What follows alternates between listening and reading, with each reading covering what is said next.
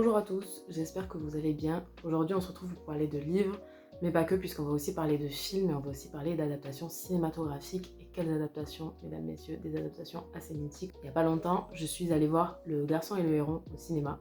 Et on va pas se mentir, quand je suis sortie de la salle, je me suis clairement dit qu'au studio Ghibli, ils pouvaient nous mettre un petit peu ce qu'ils voulaient à l'écran. Je pense que je ressortirais toujours d'une séance un minimum satisfaite. Alors c'est pas mon Ghibli préféré, c'est clairement pas mon film d'animation préféré. J'avoue qu'il fait quand même partie des plus étranges que j'ai pu voir, mais pour autant on ressort avec des images magnifiques plein les yeux, et je pense que c'est ça qui fait la force du studio Ghibli. Du coup j'ai eu envie cette semaine de me plonger dans l'univers de Miyazaki, mais pas que, puisqu'on va voir aussi d'autres films réalisés par d'autres réalisateurs du studio Ghibli. Et évidemment, comme on est sur une chaîne qui parle de livres, je me suis demandé si les livres desquels étaient tirés les films pouvaient me donner autant d'émotions et autant de frissons que les films d'animation eux-mêmes qui sont portés sur grand écran. Du coup, pour préparer cette vidéo, j'ai lu 6 livres qui ont inspiré les films d'animation du studio Ghibli, et on se retrouve tout de suite pour en parler, voir ce que j'ai pu en penser et si ils sont à la hauteur de ces très très beaux films pour la plupart.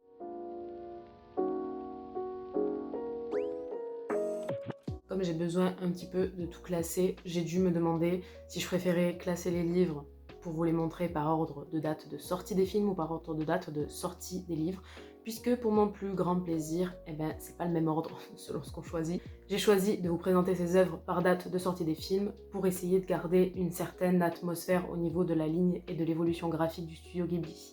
Du coup, on va commencer avec l'un des films les plus anciens du studio Ghibli, qui n'est autre que Le Château dans le ciel, qui a été réalisé par Hayao Miyazaki en 1986. Et en fait, même s'il s'agit d'une adaptation qui est extrêmement libre, donc qui prend énormément de liberté par rapport à l'œuvre de laquelle elle s'inspire de base, cette œuvre repose quand même sur des fondements littéraires, puisqu'on va parler d'une œuvre qui est très très connue et qui est encore étudiée au lycée et au collège. Et ici, je vous parle bien des Voyages de Gulliver, écrit par Jonathan Swift en 1721. Alors le lien n'est peut-être pas évident, mais dans le film, le château volant qu'ils appellent Laputa, il est directement tiré de cette œuvre et des Voyages de Gulliver. Alors j'avoue que ce film, c'est peut-être pas celui auquel j'ai été le plus sensible, mais par contre, moi j'ai adoré lire le livre des Voyages de Gulliver, notamment parce que ce qui a pu aider, moi j'ai une version BD du livre qui est vraiment très très jolie. Ça n'a absolument rien à voir avec les images et le style graphique du studio Ghibli, mais pour autant je trouve que ça rend très bien justice aux petites péripéties de Gulliver. Et en fait dans ce livre on va suivre les aventures fantastiques de Gulliver, donc le petit personnage qu'on voit ici. Et pour celles qui nous intéressent, on va le suivre quand il découvre Laputa, donc un château volant dans les airs. Évidemment, ce château volant, il renferme une population qui est oubliée. Je vous montre tout ça.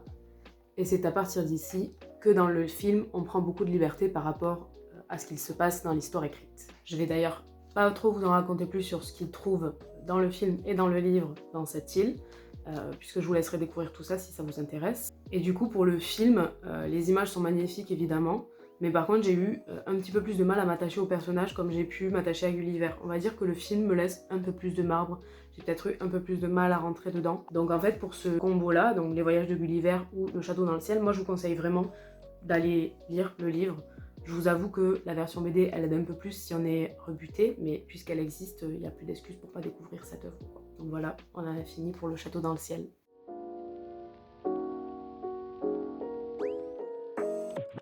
Par la suite, et sur la direction d'Isao Takahata, le studio Ghibli sortira en 1988 le magnifique Tombeau des Lucioles. Alors je peux comprendre que ce film ne fasse pas forcément l'unanimité parce qu'on s'écarte quand même de ce qu'on a l'habitude de voir au studio Ghibli, mais pour moi c'est un bijou du studio qui est trop souvent délaissé. Parce que je suis désolée, mais sur le papier, il remplit absolument à 100% sa fonction qui est de nous faire chialer à mort. Bref, du coup, moi j'adore ce film, clairement, et je me suis en fait lancée un petit peu à corps perdu dans le livre en me disant qu'il allait forcément me faire pleurer, me toucher tout autant que le film, et c'est là qu'était mon erreur. Le livre, il s'appelle La Tombe des Lucioles, il a été écrit par Nozaka Akiyuki en 1967, et j'avoue que j'ai été un petit peu déçue. Alors pour l'histoire, que ce soit dans le livre ou dans le film, on va suivre un petit garçon qui est déjà très jeune et sa sœur qui est encore plus jeune que lui, qui se retrouve orphelin à la suite des bombardements de Kobe. Ça se passe du coup pendant la Seconde Guerre mondiale. Et en fait on va suivre leur vie, on va suivre la difficulté avec laquelle ils arrivent à trouver de la nourriture, la difficulté avec laquelle ils arrivent à trouver des abris, la difficulté avec laquelle ils arrivent à trouver des vêtements. Et on va les voir se confronter à des adultes qui sont un petit peu apathiques, qui restent un petit peu de marbre face à ces deux petits êtres qui peinent à survivre. Alors évidemment, le contexte est pour beaucoup, on est sur une histoire qui est très triste, mais je trouve que dans le film, on arrive à retrouver tout l'amour que Seita, donc le petit garçon, est capable de donner à Setsuko. On arrive à retrouver beaucoup d'amour, beaucoup de sacrifices aussi d'un grand frère pour sa petite sœur. On voit à quel point Seita essaye de préserver l'innocence de sa petite sœur. Et en fait, on va avoir jusqu'au bout du film, pour moi, un sentiment d'espoir et de tendresse qui ne tarit pas et qui réchauffe un petit peu notre petit cœur dans ce film de brut, mais de brut bien. Et en fait, on va vraiment jusqu'au bout d'un parcours de résilience. Et en fait, c'est tout ce que je n'ai pas retrouvé dans le livre. Et c'est dommage parce que pour moi, c'est tout ce qui donne sa grandeur au film. En fait, quand j'ai lu ce livre, c'était très trash, c'était très macabre, et peut-être pas toujours de manière nécessaire. Et j'ai eu beaucoup de mal en fait à ressentir des émotions aussi complexes que celles que le film a pu me faire ressentir. Alors en vrai, je pense que si j'avais pu lire le livre sans jamais avoir vu le film, je l'aurais peut-être apprécié à sa juste valeur. On va dire que c'est quand même une courte nouvelle, donc dans un style comme celui-ci, elle peut se faire apprécier, mais là pour le coup, c'est pas ce que j'attendais, c'est pas ce que je cherchais. Et il y en a un des deux qui marche mieux que l'autre, et pour moi le film marche bien mieux que le livre. Donc si on résume, c'est pas un mauvais livre, mais pour moi ça a été un mauvais timing. Et on a fini pour La Tombe ou Le Tombeau des Lucioles.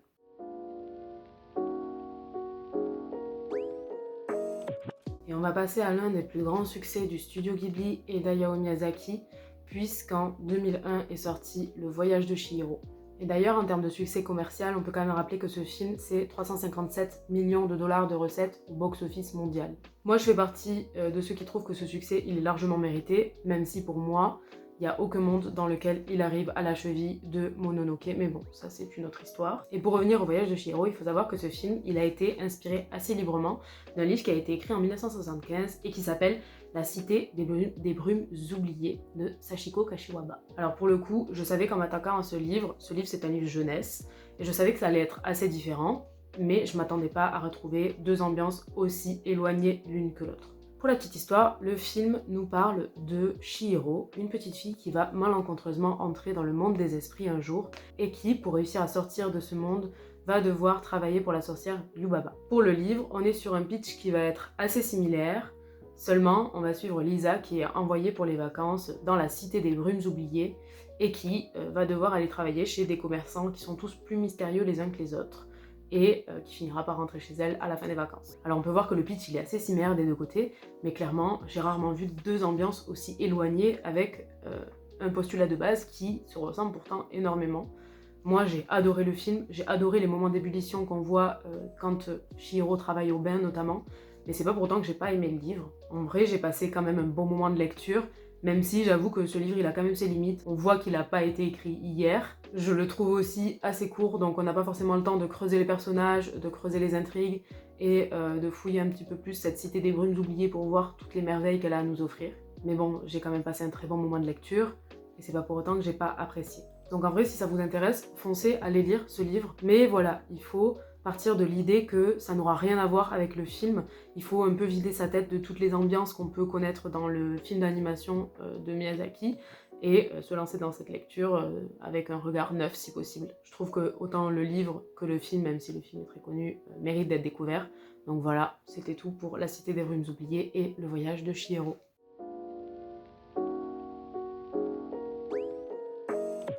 Dans la suite des films qui sont sortis au studio Ghibli, on va retrouver, je pense, un de ceux que je préfère, puisqu'on va maintenant parler du Château ambulant, qui a été réalisé par Miyazaki et qui est sorti en 2004. Et alors honnêtement, pour celui-là, j'avoue que j'ai aimé autant le livre que le film, et c'est pas très étonnant, puisqu'en fait, le film, c'est une adaptation qui est pratiquement mot à mot de ce livre.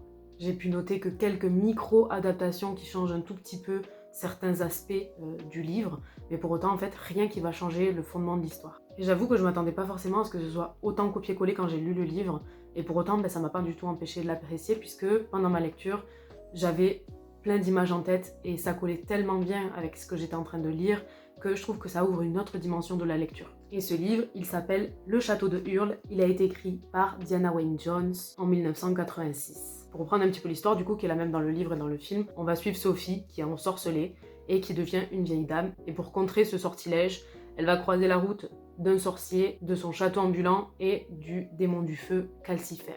J'en dirai pas plus sur leurs aventures et je vous avoue que ça vaut le coup d'être découvert, que ce soit en format lecture ou en format film. Pour le livre, on va quand même rester sur un format qui est assez jeunesse, voire young adulte. Moi, je pense que ça peut plaire à beaucoup de monde, mais il faut quand même le savoir avant de se lancer. Et en fait, au-delà de cette histoire, ce que j'ai adoré avec ce livre, c'est qu'il n'est pas seul. C'est seulement le premier tome d'une trilogie que j'ai là et dont je vais vous parler. Alors évidemment, il n'y a que le premier tome qui a été adapté en film par Miyazaki, mais je trouve que ça vaut quand même le coup de vous présenter les 2 autres tomes de la trilogie. Alors pour le tome 2 qui s'appelle Le Château des Nuages, on se retrouve dans un univers qui est complètement différent. On va se retrouver dans de la fantasy plutôt orientale, inspirée un petit peu des Mille et une nuits. Et pour ceux qui aiment ça, honnêtement, foncez. Moi, c'est pas le livre que j'ai préféré, même si j'étais quand même contente de retrouver les personnages du tome 1 à la fin de ce tome 6. Par contre, celui que j'ai adoré, c'est le tome 3, qui s'appelle La maison aux 1000 détours. Dans cette histoire, on va suivre Charmaine Boulanger, qui accepte d'aller s'occuper de la maison un petit peu farceuse de son grand-oncle. Et j'ai adoré ce dernier tome, je l'ai trouvé super. J'ai adoré la manière dont il regroupe un petit peu les 3 histoires dans celui-là pour qu'on retrouve chacun des personnages qui a pu traverser cette trilogie. Et voilà, je trouvais qu'évoquer le château ambulant, c'était une bonne opportunité pour vous parler de ces 2 autres tomes qui sont sans doute moins connus, mais qui, je trouve, valent aussi quand même la peine d'être connus. Donc voilà, on en a fini pour le château de Hurle et le château ambulant.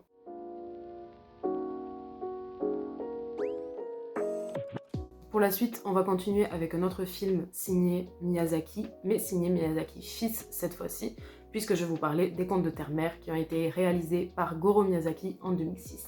Alors pour ce film, on va nous parler d'une histoire qui se passe dans le monde de Terre-Mère, et dans laquelle le jeune prince Arène fuit son château après avoir tué son père. Dans cette histoire, il va rencontrer Épervier, il va rencontrer Théaru, il va rencontrer un macabre sorcier, et toutes ces rencontres, elles vont l'aider petit à petit à construire son identité, à évoluer psychologiquement et à grandir. Alors, c'est un film qui est visuellement très beau, un petit peu comme tous les autres, mais pour moi, il est clairement pas à la hauteur des livres. En fait, ce film, il est librement inspiré de 3 différents livres qui ont été écrits par Ursula Le Guin, Le Guin, je sais pas comment on dit, donc je vais dire Le Guin, et qui ont été écrits vers 1968 et qui se placent eux aussi dans l'univers de Terre-Mère. Donc, on va parler du sorcier de Terre-Mère, on va parler de l'ultime rivage et on va parler de Théano. Tous ces livres, ils sont contenus dans cette magnifique intégrale, qui en contient d'ailleurs bien d'autres. Et pour être honnête, en fait, ce film, il est adapté tellement librement de ces livres que je trouve que le scénario prend un petit peu des libertés qui ne sont pas forcément nécessaires. En fait, on nous propose à l'écran des personnages qui sont identiques à ceux des livres, qui interagissent dans un univers aux mêmes lois que ceux des livres, mais pour autant, on a une morale et une histoire qui vont s'éloigner complètement du récit de base. Et honnêtement, souvent, en fait, ils s'écartent de ce récit de base simplement pour ajouter beaucoup de violence. Et jusqu'ici, on peut se dire, bon, oui, c'est une adaptation, quoi, tout ce qui est plus classique.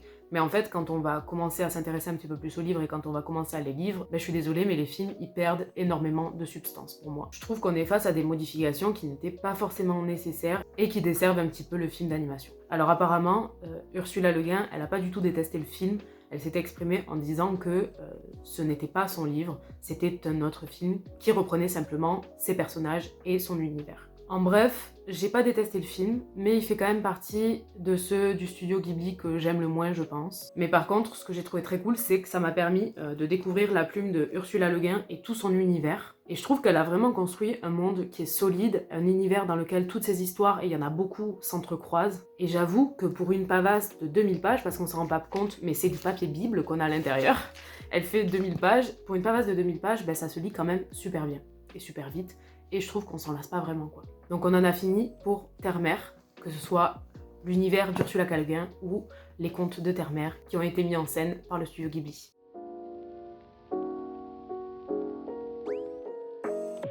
Et on arrive à la fin, puisque je vais vous parler d'un des films du studio Ghibli les plus récents, et même si c'est un des plus récents, il a quand même été réalisé il y a plus de 10 ans. Et on va parler de Souvenirs de Marnie, réalisé par Hiromasa Yonebayashi en 2014. Ici aussi, en fait, on est sur une adaptation qui est pratiquement au mot à mot, puisque dans le livre comme dans le film, on va suivre Anna, qui est une petite fille qui séjourne dans un village entouré de marais.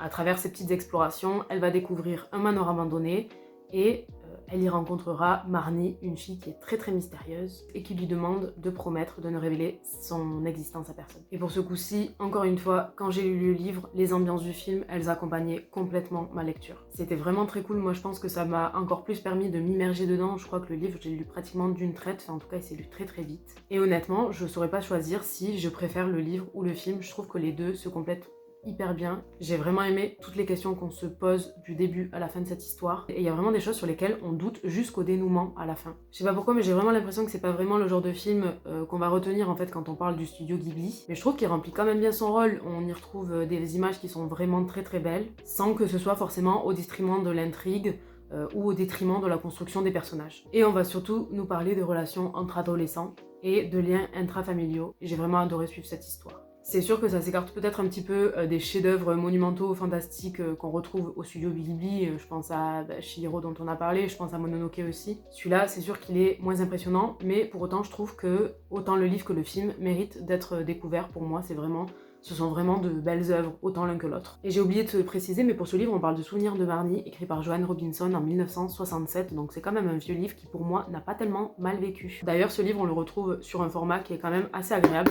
puisqu'on est sur du hardback, donc une couverture rigide, et en fait on va se retrouver sur un style d'ouvrage qui est le même que celui, pour ceux qui connaissent, d'Anne de Green Gables, qui est édité par Monsieur Toussaint Louverture.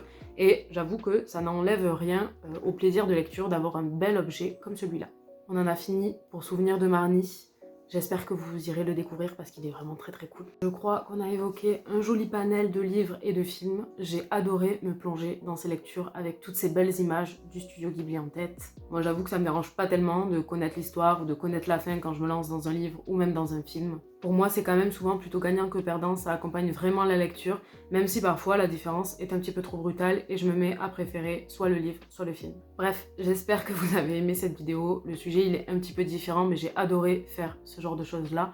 J'ai adoré mettre en lien le cinéma et la littérature et j'espère vraiment que c'est quelque chose que j'arriverai à développer et à faire plus de concepts dans ce style là. On se retrouve avec un concept encore différent la semaine prochaine et je vous souhaite une très bonne journée.